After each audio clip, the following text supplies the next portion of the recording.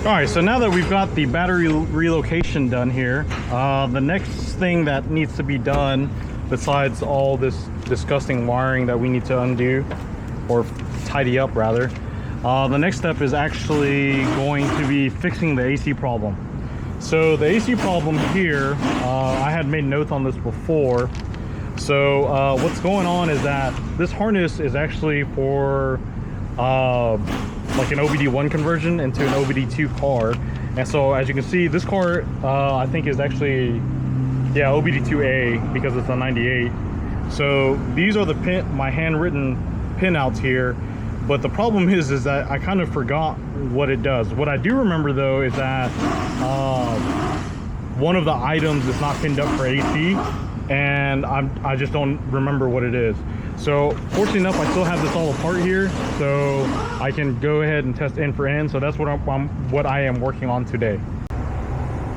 All right, so over here, A12 is already populated for the fan control.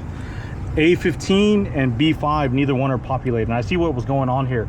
I can see that I had a pin just stuck into it and it wouldn't accept it. So I was supposed to grab some pins for the Honda OBD1 ECU connector, and that's kind of where I stopped at. And that's, so we've got to get 2 pins in here and then wire it up to the original Honda OBD2 B connectors here. And from there, we should have working AC control.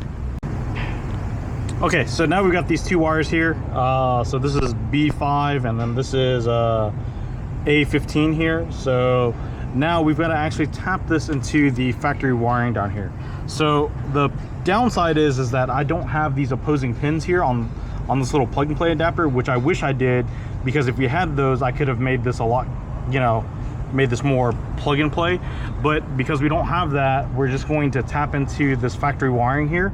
So I'm going to isolate those 2 pins, and then once I isolate those 2 wires here, we'll tap into it, we'll run 2 wires and then attach it to here. Okay, so I've got it wired up. I was able to turn on the AC compressor and get that to work. However, our AC request is actually not working. So right now it's on, but I think I have it set up incorrectly. So I've got it wired up. I was able to test the clutch, the AC clutch, and I can test it, and then it definitely works. However, I can't get the AC request to come on. So the AC request is actually from the button here. So let me turn this off, and hopefully you guys can hear it. But I'm going to put the compressor into test mode, and you'll hear a singular click. So that's on, and then that's off. So now the AC request isn't working. So looking at the diagram on the Integra side, that comes out of C5, and C5 actually goes to the pressure switch. So it makes sense. If the pressure switch isn't seeing pressure, it's not going to allow us to turn it on. So what I'm going to do for now is I'm just going to bypass it in the engine bay. I've got to find it first. I'll bypass it, and then that should allow AC requests to work. So we're on the driver's side here, and this is the AC pressure switch here, and it's pretty caked up. So all we're going to do is just make a jumper. We're going to jump these 2 pins together, and then we'll check our request to see if it works. Okay, moment of truth. I'm going to go ahead and hit the blower motors on, hit the AC button here, and bam, we got AC request. So everything functionally, as far as the wiring goes, AC is complete. So now it's just a matter of vacuuming it out and making sure everything is good. So on my side, everything is basically done though. So we got the Integra back on the lift. We're working on doing the block fittings right now. So this one gets capped off, and then this one gets 2 fittings that we're going to throw in fittings on. And then this hose off the intake manifold that used to go to the PCV up here, that you're probably not going to be able to see, is going to get removed altogether. But yeah, so we're definitely working on that. We've got to get some Honda Bond here for the plug, because it's not threaded, and then PTFE paste for the other fittings, and then that'll be that.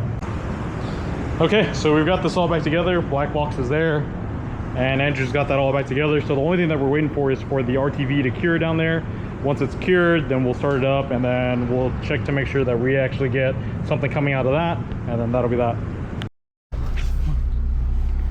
All right, so it's been a week or two now.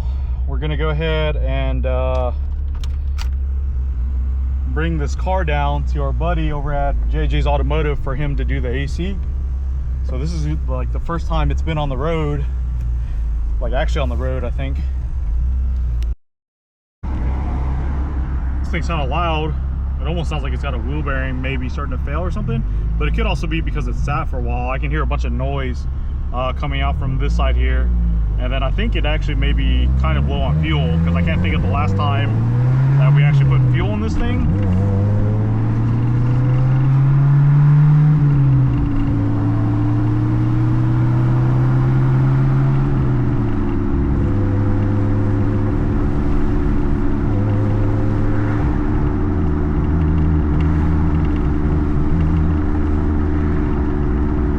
So I don't know if you guys can hear it, but there's like a loud humming that's coming on over here.